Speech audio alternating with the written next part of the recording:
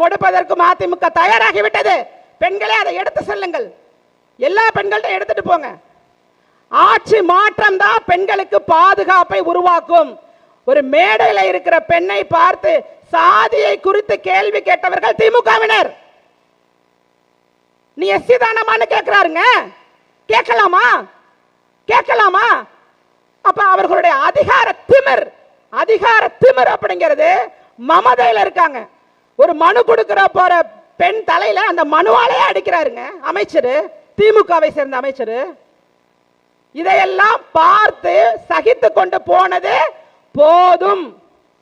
ஆட்சி மாற்றத்தை உருவாக்குவதற்கு நம்ம எல்லாரும் தயாராக வேண்டும். நாம ஃபர்ஸ்ட் இந்த மாநாட்டுக்கு தீர்மானங்கள் இருக்கு, அதை வாசிப்பாங்க. மாநாட்டில் மிக முக்கியமானது பெண்கள் அதிகமாக நடமாடுகின்ற இடங்களில் டாஸ்மாக் கடைகள் இருக்கக்கூடாது.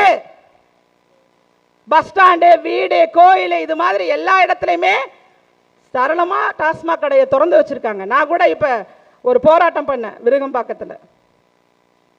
10 அடி கூட இல்லைங்க செவரு, அங்க டாஸ்மாக்.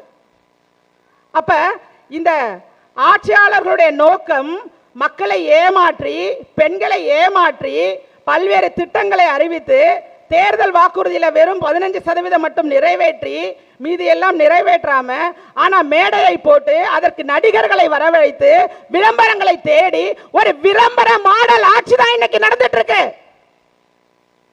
இந்த விளம்பர மாடல் ஆட்சியை நாம் ஒழிக்க வேண்டும் என்றால் பெண்கள் தெளிவாக நமக்கு எதிராக குற்றங்கள் நடக்குது, இதற்கு யார் காரணம்? இதற்கு யார் காரணம்? நமக்கு நிர்பயா நிதின்னு ஒன்று பாதுகாப்பு, பெண்கள் பாதுகாப்புக்காக ஒதுக்கப்படுது. அந்த நிதியை பெண்களுக்காக செலவு பண்றாங்களா? இல்ல. அனைத்து மகளிர் காவல் நிலையம் இருக்க தமிழ்நாட்டில், அது யார் கொண்டுட்டு வந்தது? மகளிருடைய பிரச்சனையை மகளிர் கேட்கணும்னு சொன்னது யாரு? புரட்சி தலைவி ஜெயலலிதா அம்மா அவர்கள். அவர்களோட வழியில உங்களை பற்றியும் நம்மளை எல்லாரை பற்றியும் சிந்திக்கக்கூடிய ஒரு ஆட்சியாகத்தான் நான் எப்பவுமே பார்க்கிறேன். நீங்களே சிந்தனையை யோசிச்சு பாருங்க. உங்க பிள்ளைகளிடம் இந்த நிகழ்ச்சி முடிச்சுட்டு நீங்க போகும்போது சொல்ல வேண்டிய விஷயம், தயவு செய்து நடிகர் பின்னால் போகாதீங்க. நடிகருக்கு ஒரு ஓட்டு போடுறதுங்கிறது உண்மையாக சொல்லணும்னா தேச துரோகம் என்று நான் கருதுகிறேன். அதுவும் தன்னுடைய திரைப்படங்கள்ல புகைப்பிடிக்கிற காட்சியையும் மது கொடுக்கிற காட்சியையும் வைத்து பல இளைஞர்களை நாசமாக்கிய நடிகர் புரட்சி தலைவர் எம்ஜிஆர் அவர்கள் அது மாதிரி காட்சியை நடித்திருக்கிறாரா? யோசிச்சு பாருங்க. இப்பயும் நீங்க எந்த படம் வேணாலும் போட்டு பார்க்கலாம். அவர் நடிச்சிருக்காரா? நடிச்சது இல்ல. இன்னைக்கு அண்ணன் ரவி பச்சமுத்து அண்ணன் அவர்கள் இருக்காங்க. அவங்க நினைச்சிருந்தா எவ்வளவோ மகிழ்ச்சியான வாழ்க்கையில இருக்கலாம். உங்களுக்கு எல்லாருக்கும் தெரியும், SRM பல்கலைக்கழகத்து குடும்பத்தினர். ஆனா மக்களுக்காக அரசியல் களத்திற்கு வந்து அரசியல்ல நாமும் ஒரு இடத்துக்கு வந்து எங்களுக்கு எந்த நோக்கமும் சம்பாதிக்கணும்னு அவசியமும் கிடையாது. ஆனால் மக்களுக்காக சில திட்டங்களை இம்ப்ளிமெண்ட் செய்யணும். அண்ணன் அவர்கள் அடிக்கடி கூறுவது அதுதான், சில சிஸ்டம்ஸை மாத்தணும். அதுக்காகத்தான் அரசியலுக்குள்ள இருக்கேன்னு என்கிட்ட அடிக்கடி சொல்லுவாரு. அண்ணன் அவர்களை ஹீரோவா பாருங்க. யாரு உங்களுக்கு ஹீரோ? ஹீரோ யாரு?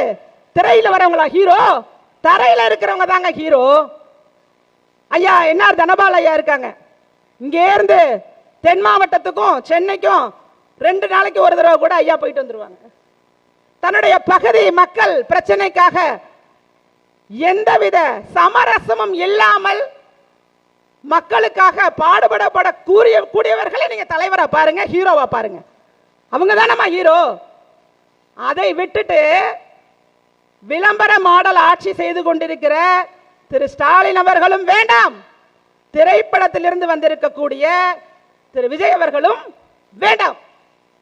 நீங்க எல்லாரும் புரிஞ்சுக்க வேண்டியது, பெண்களை பாதுகாக்க வேண்டும் என்றால் எங்களை போன்றோர் உங்களுக்கு சகோதரியாக தாயாக இருந்து, நம் சகோதரி அவர்கள் இருக்காங்கல்ல மரகதம் குமாரவேல் அவர்கள், அவங்க 1 மணி நேரம் கூட ஓய்வெடுக்க மாட்டாங்க ஒரு நாளைக்கு.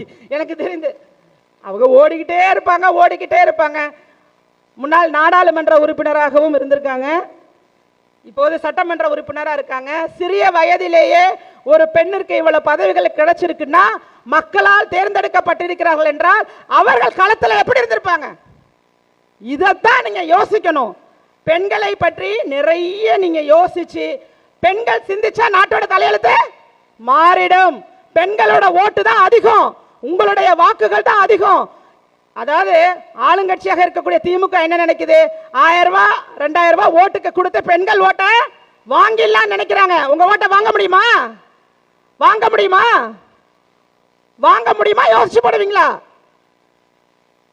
வாங்க முடியாது. பரவாயில்ல, வாங்க முடியாது, விற்கவும் கூடாது. ஓட்டை விற்பனைக்கு கிடையாது. உங்க பகுதியில் யார் உங்களுக்கு சரியான நபராக தெரிகிறார்களோ அவர்களை நோக்கி நீங்க ஓட்டுகளை போடணும்.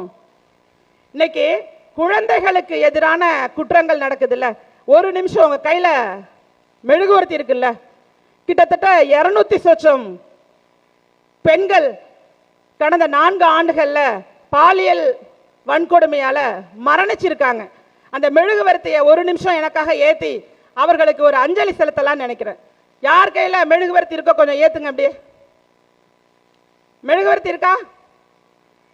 யார்கிட்ட இருக்கோ ஏத்துங்கம்மா.